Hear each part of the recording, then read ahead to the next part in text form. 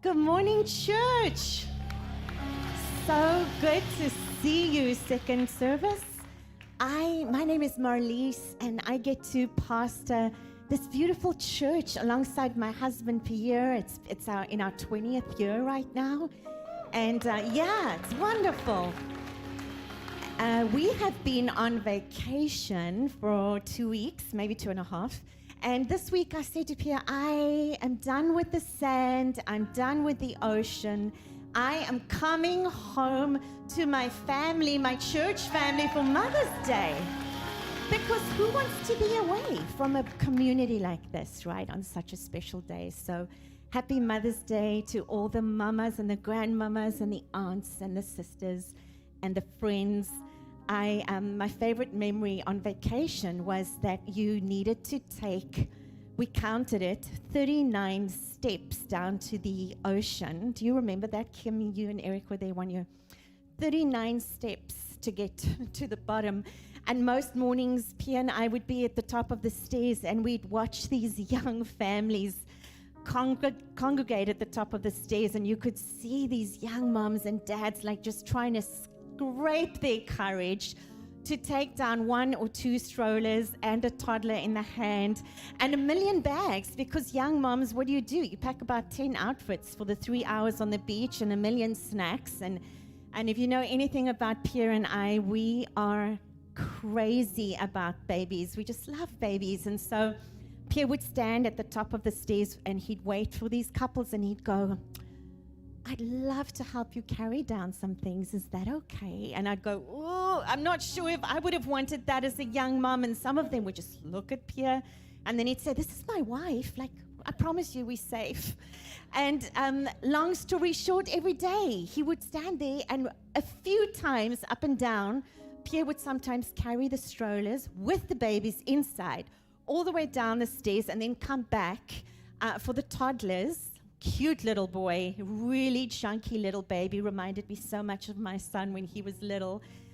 Just was obsessed with Pierre. Pierre was like a superhero to him. But what I loved was every time Pierre got to the bottom of the stairs, he'd look at the babies and he'd say, it was so great to have you fly with me today. Thank you for letting me be your pilot. And so I looked at Pierre and I thought, man, you know what? The motherhood, the fatherhood heart is so resident in us as humans because we carry the image of God. And motherhood truly is an icon of God's presence. It gives us this peculiar window into his love and his faithfulness. And the Bible is filled with references about the mother's heart of God. And I won't read all these scriptures to you, but I really love this one in Hosea where it says, wait, I have to see this. Okay, Deuteronomy, it says, he says to the Israelites that he is the rock that bore you, the God who gave you birth. And in Isaiah, it likens him to a nursing mother when he says, can a mother forget the nursing child? Let alone yet God can never forget you. And as a mother comforts you, so will God comfort you. And you know, Mother's Day can be a tough one for many of us. I know that, perhaps you are sitting with guilt or remorse or just a tough motherhood journey, or you wish your mama was with you. Or maybe you have children who've grown up and they've moved away, or your heart and your arms just ache to hold a baby. Maybe you've lost a child or you've lost a mama. And I know that even for me on a day like today, I feel a spectrum of emotions because my own mama, who was my best friend, passed away really suddenly at age 67. And I can't help but think of even Ernie here in the front row. She's way too young to be a mother, but she was a sister who became a mothering role in my life. And so you just look around, there's mothers all around in this community. But what I say is, as I grew older, I would learn more about her story. And I would learn that she had 5 miscarriages before she had me. And so you think of the story of of mothers. And in a book, Telling Secrets by Frederick Buechner, he writes this: we must keep track of our stories, who we are and where we have come from, and the people we have met along the way. It is precisely through these stories and all their particularity that God makes himself known to each of us most powerfully and personally. To lose track of our stories is to be profoundly impoverished, not only humanly, but also spiritually. And so I remember my journey into motherhood, and as I finish and give over to these amazing women, get ready to be so filled in your soul. It was in 1998 where Pia and I made our first trip to America, and we lived in a really small little apartment in Washington, D.C., and the roof leaked, and the neighbors wouldn't be kind to us. We tried to offer to even mow their lawn. They wouldn't speak to us. There were holes all over this apartment, and the little vehicle we bought for $500 had holes in the bottom, like the Flintstone car. But what I really want to tell you is that I had a 2.5-year-old daughter at this point, and I had my baby boy in my belly through all of this. And in this little broken down apartment, there was nothing but this little plaque behind the door that I stole, by the way, because that's just what you do when you find something so precious. And it says, "For I know the plans that I have for you, declares the Lord, plans for welfare, not for calamity, to give you a future and a hope." And I held onto this as I traveled back home. Hey, word to young moms who are pregnant, don't get on an airplane that's further than 2 hours, because we didn't have enough money, took the cheap flights via Rome. And in those 40 hours, I went into full labor on an international flight. And why do I tell you that? Because there's such joy and pride in me when I talk about my daughter's birth. She had a nursery. She was surrounded with friends and family. She had every possible toy and binky and loved ones. But there's so much shame in my birth story with my son, because he was born into nothing. Like, there was no income, there was no house, and he put him in a little laundry basket. But if I don't tell you both stories, you know what? I deny God's faithfulness in everything and the beauty that he makes from every journey we travel along God's journey. So all I want to say today is that Mother's Day, no matter where you are, is a day of redemption for that which is lost and broken. It's about courage. It's about potential. It's about room to breathe and celebrating God's undeniable love, because the maternal heart of God can be counted on. Amen. Happy Mother's Day. I love you, and enjoy these stories.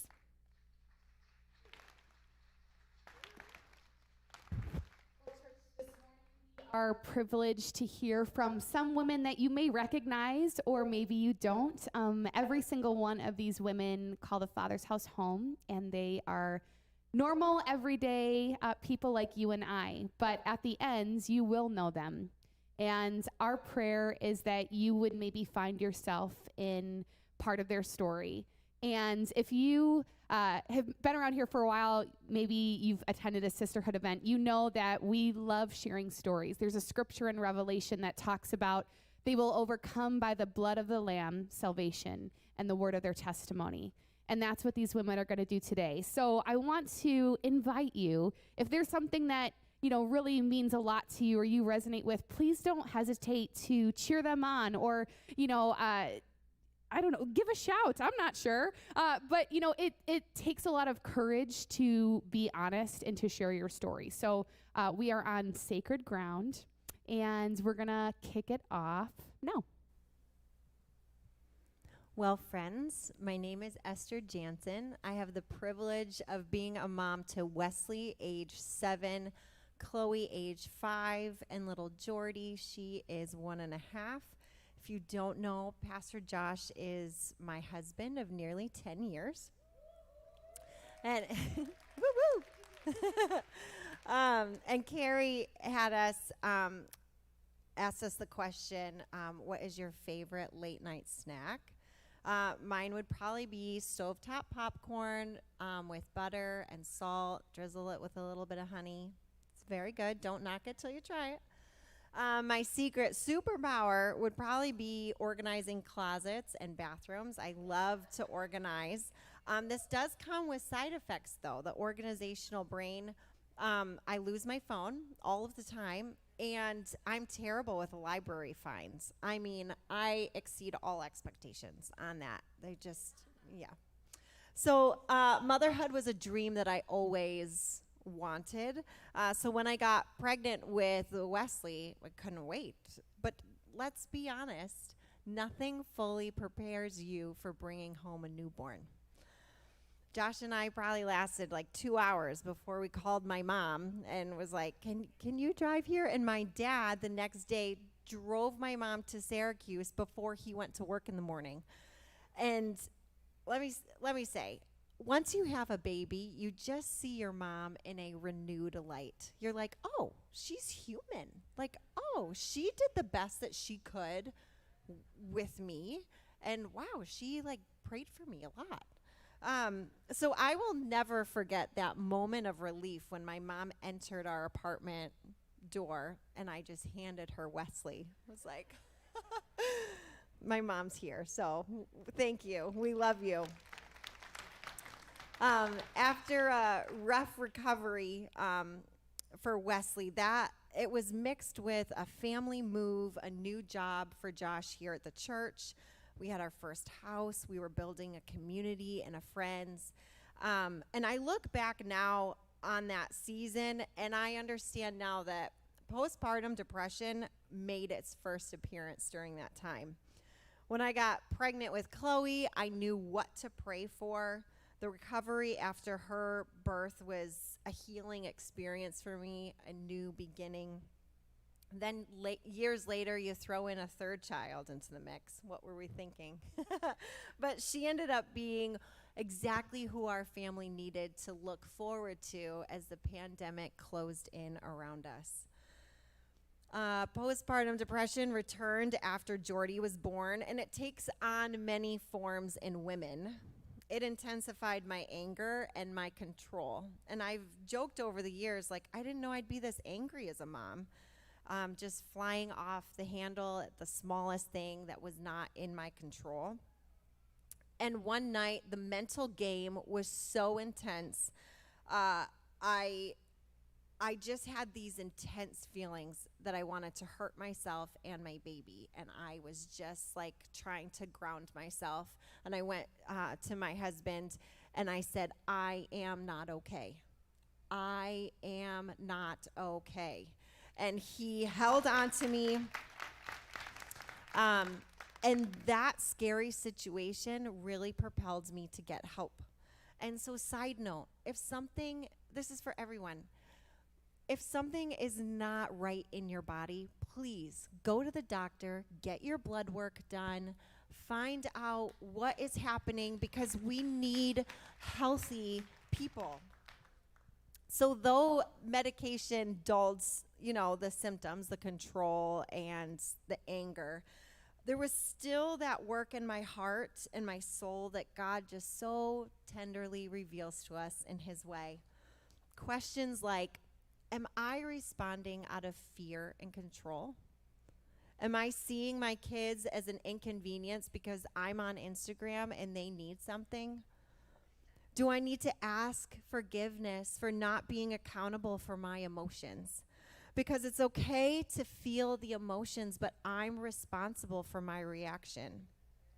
Have I told them today, I love you, I am proud of you, I respect you, and you belong in our family? Because I've learned that when I say those life-giving words to them, I'm actually bringing life into my own heart. And kids have a way of just drawing us into the present and reminding us that life is meant to be savored and enjoyed. When they climb into your bed in the morning for family cuddles, when they press their cheek against yours, the joy of seeing them accomplish something new, like swimming without floaties for the first time or riding a bike. the annoyance that we sometimes feel when they are awake, but also feeling the ache of love when they're asleep. And even the realization that they have kept it together all day at school. And when they get home in their safe place, they release all of their emotions.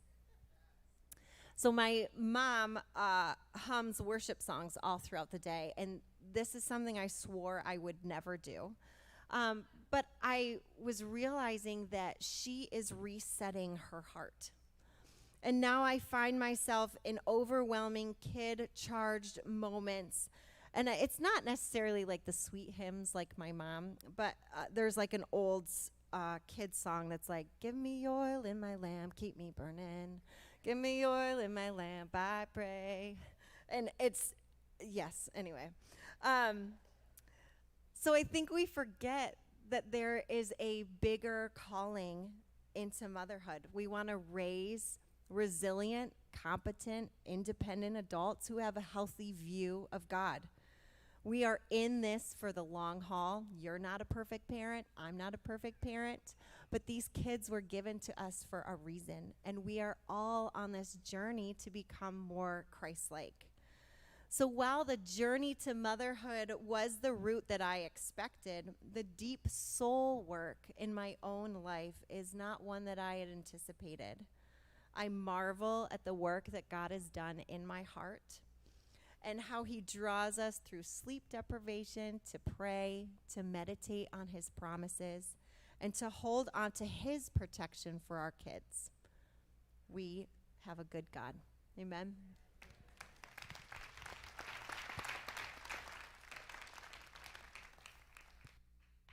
Good morning, Father's House.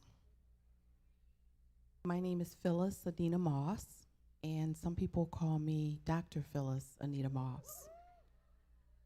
I have 4 sons, 148, 120, 113, and 111.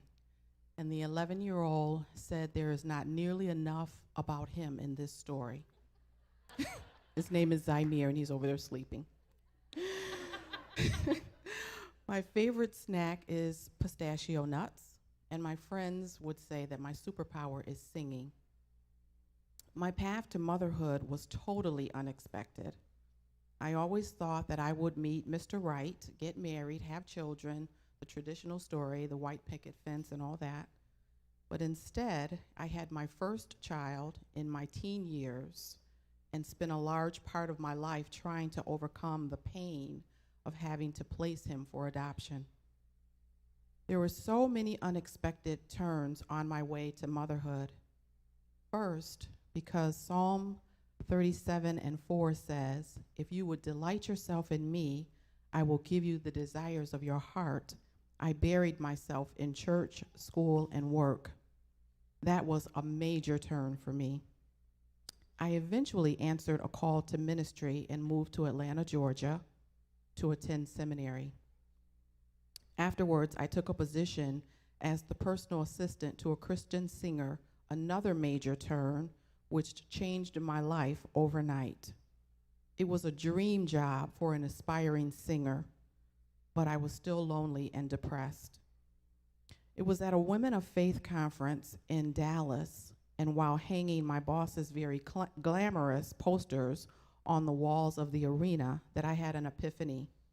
I could not see myself in pictures plastered on arena walls.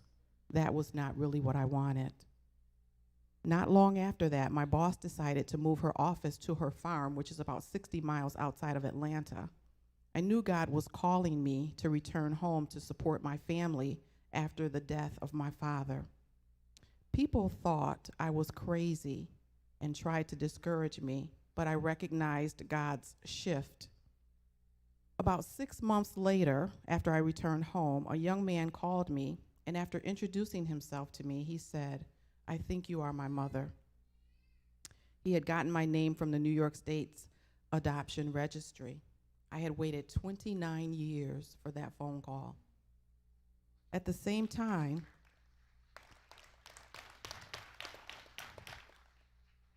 I found myself surrounded by women who weren't waiting for Mr. Right anymore. they were fostering and adopting children in need of homes. I decided to do the same thing. 9 days after completing the foster care training, my 4-year-old nephew was taken into care. He was my first foster child, and I eventually adopted him.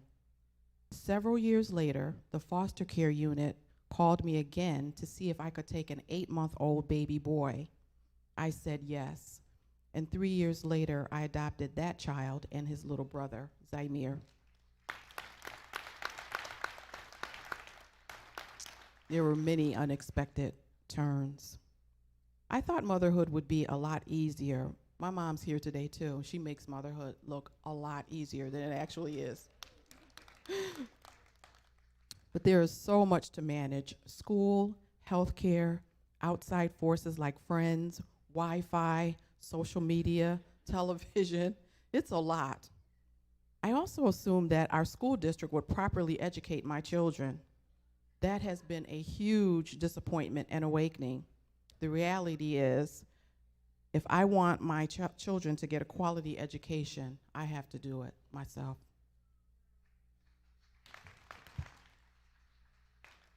One of the biggest things that motherhood has taught me about my relationship with God is how passionately God loves me. It's hard to imagine that God loves me more than I love my kids, but he does. His capacity to love is so much greater than mine. I used to hear people say, if you were the only one on the planet, Jesus would have died just for you. I never believed that, but now I do. When I think back to the period after my first child was born, I think about how much time I wasted trying to regain the approval of man. That carried over into my relationship with God. I thought that if I did everything God wanted me to do, that he would bless me to get married and have children. But the favor on my life is unmerited. Later, when I started going through menopause, I began to feel helpless about ever becoming a mother. But I have this private joke that God is the only one who can bless you with 4 kids after menopause.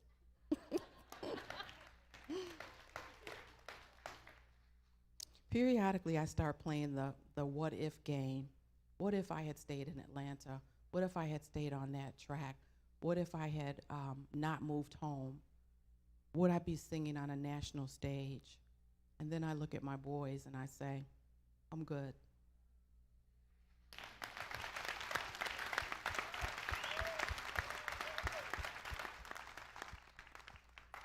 Good morning. I'm Victoria, and I've been married to my husband Jordan for almost 10 years. We have 3 really adventurous boys. Avram is 8, Ezra is 6, and Toby is 4. It's really never a dull moment at home. Late at night, I like a cup of hot tea or a giant piece of tiramisu because everyone needs balance, right? I have a superpower that few others have. I don't really know anyone else like me. I love black jelly beans. Oh, yeah! In all seriousness, I'd say that my superpower is making space for others, usually on my couch with a cup of coffee or tea. So let's pretend for a moment that we're sitting on my couch because it feels safe to be vulnerable there. And I haven't written anything longer than a text or an Instagram post in a really long time. Do you ever stop and think about the past, about how far you've come and remember the before? Before you were an adult, before you had a spouse, before you had a job, or even before you knew God. Before I was a mother, I was a daughter. As a young girl, I remember laying in the grass and watching puffy clouds drift by while daydreaming about boys and getting married. I remember the stars from the nights when I'd call out to the sky. I'd beg for life to be easier with a promise to God that I would do anything if he made my wish come true. That was before I knew that God isn't a genie and he walks with us through hard times instead of just taking the trouble away. I remember growing up with a mother who fiercely fought to model that you don't have to stay a victim. When I was 3, my father left her to raise me and my sister in a town where she had little support. We moved to a little apartment where life began as the 3 of us. She went to night school to get her GED and then an associate's degree from a local community college. All while working, sometimes riding a bus for an hour to get to that job, and raising her daughters. Life continued for many years as she persevered through challenging situations. One of the most difficult was when she told her boyfriend to choose between our family and his addictions to drugs and alcohol. This would be a turning point that led our family to the Lord.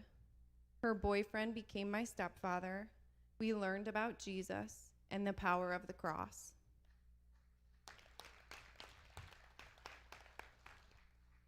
I often recall my mother's perseverance and her example of what love looked like as I walk through motherhood now. Love wasn't just hugs and kisses, it was sacrifice and tears. Now, as my husband and I raise our boys, love means choosing to heal, learning to apologize, and experiencing forgiveness.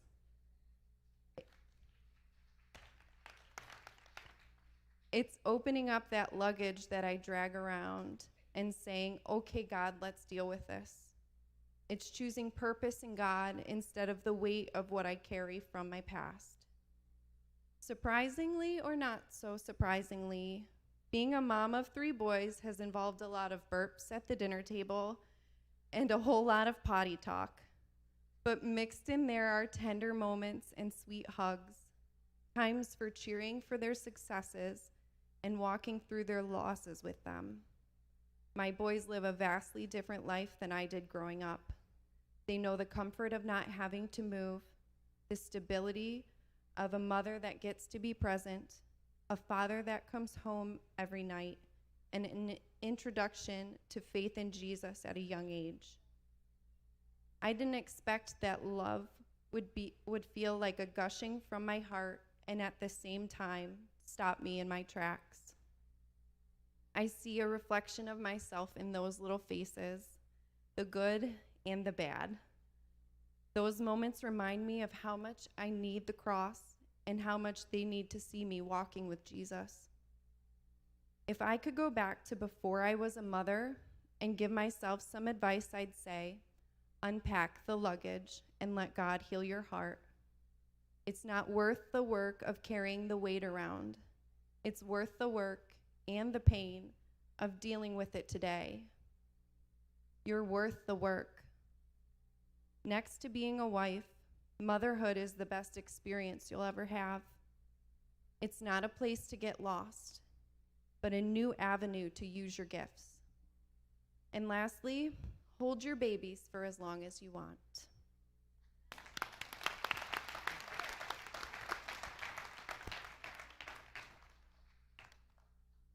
Good morning, y'all. Happy Mother's Day. So my name is LaQuanda M. Fields. I'm a proud single mother of 2 amazing daughters, Jayla, who is 16, and Samaria, who is 14. Thank you.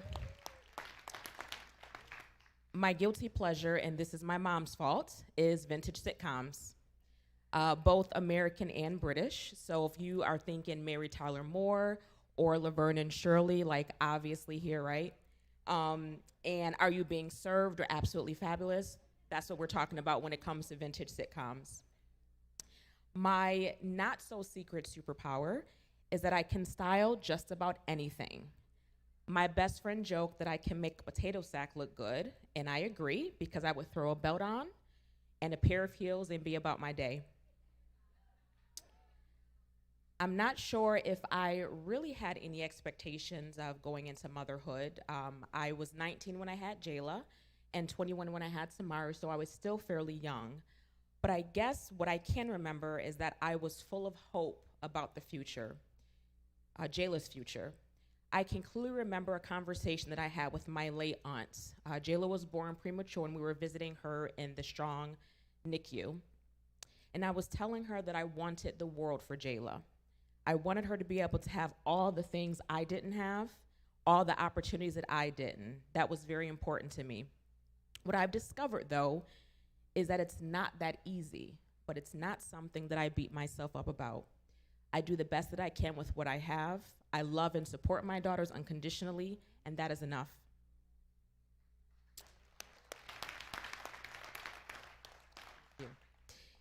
Right now, the girls are at a very interesting stage in their lives at 16 and 14. Teen moms, I pray for you, pray for me. Send lots of wine. At 16 and 14, they are becoming their own women, right? So just like I've experienced in womanhood, some days are easier than others. Our relationship is slowly changing from me leading them to standing side by side with them. As our children grow into adults, we can look forward to being proud of who they become. One thing I've been saying to myself lately is that present LaQuanda is preserving the mother-daughter relationship between future LaQuanda, Jayla, and Samaria. Everything I do today matters. That keeps things in perspective for me. The biggest thing that motherhood is teaching me is that very much like my relationship with God, motherhood is a journey. You never reach mastery level or peak motherhood or peak discipleship, nor is it expected of you. It's easy to place expectations on ourselves that are impossible to achieve or compare our worthiness to others. Here's the thing, though. I've learned that the foundation of motherhood and discipleship is relationship with your children and with God. It's quite simple, but sometimes we make it complicated. If I could give advice to another parent, it would be that first, community and prayer are everything. The truth is, everyone needs someone. Even as an introvert, I recognize that. If it weren't for my best friends, my sisters, my TFH soul sisters, my mom, my aunts, my grandmothers, single motherhood would be much harder. My community is very important to me, and I thank God for the women who are a part of that. Philippians 4:6 says, "Don't worry about anything, instead pray about everything," etc. This is something that I still struggle with, but God is faithful, and through prayer, I'm reminded of that. So in the words of Surrounded, which is one of my favorite songs, that is how I fight my battles. The second piece of advice is for single mothers specifically. I see you. Be proud. There's a stigma about single motherhood, and there shouldn't be. I certainly felt the weight of that. Thank you. I didn't want my girls to grow up in a quote-unquote broken home, but ultimately I felt that the greatest example that I can set for them was self-love and boundaries, and that's far more important than the makeup of our households. Thank you for listening.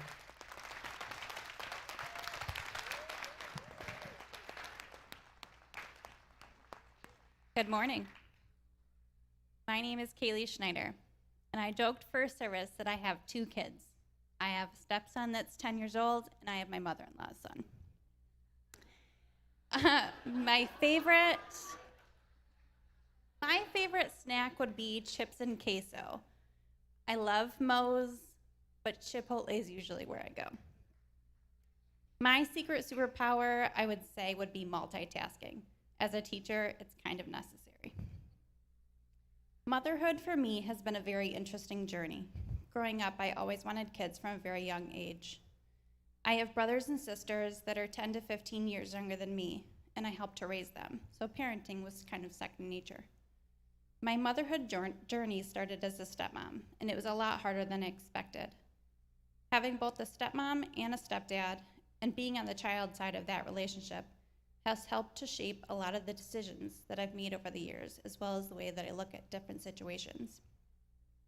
I never wanted to overstep Connor's mom or make him feel like I was trying to take the spot of his mother.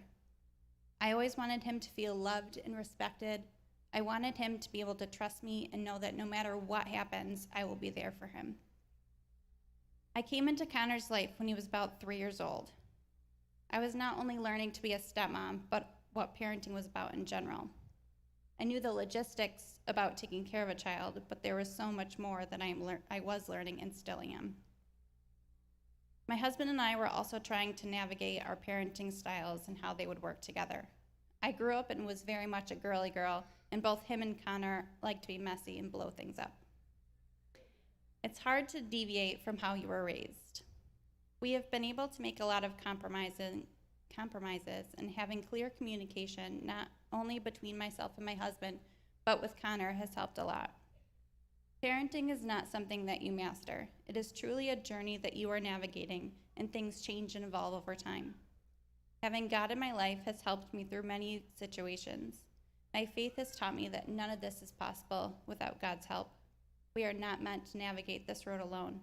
We have to lean on Him, and He will guide us on the right path.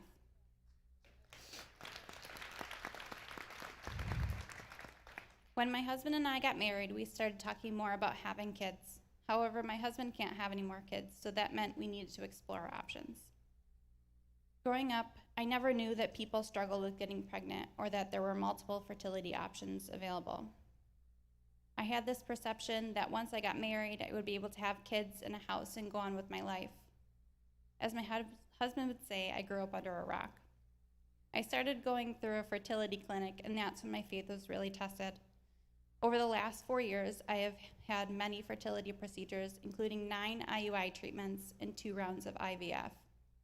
When we first started, we had all this testing done, and they didn't anticipate any problems. They kept telling me, "You are young." I was so confident in that first procedure that when it didn't take, it almost crushed me. I was devastated. Sitting here looking back at these moments in my life, I know that these values had a purpose. I spent a lot of time reading devotionals and books and the Bible, and they helped me to stay grounded in God's purpose for my life.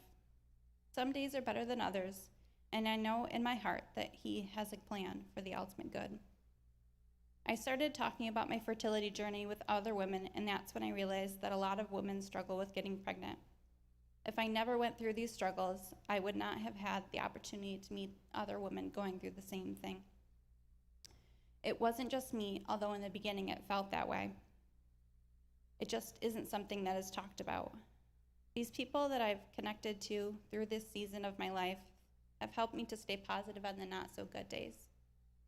If I were to give a piece of advice to someone going through this, I would say give yourself grace.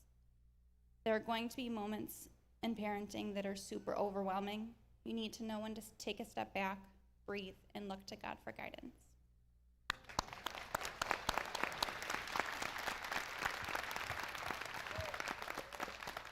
As Pastor Marley said in the very beginning, we recognize that, motherhood takes many shapes. And whether you are a mother in this room, we're all children. So all of us are feeling something today. Maybe for you, it's celebration and joy, and that's beautiful. Or maybe you don't have a mom to send a card to today, and you're going to a grave site later. Maybe you are a mother grieving the loss of a child. Maybe you're wrestling with your own guilt or questions about, your own mothering. Maybe you are waiting to have biological children. As your church, and from our pastor's heart, we want you to know that we see you and that God's presence is with you in wherever you are and whatever may come. And it doesn't all look the same, and that's okay. God is so much bigger than that. So our prayer today is that you would be comforted. And I'm wondering, as we close, if we could just stand and thank these incredible women who shared their stories.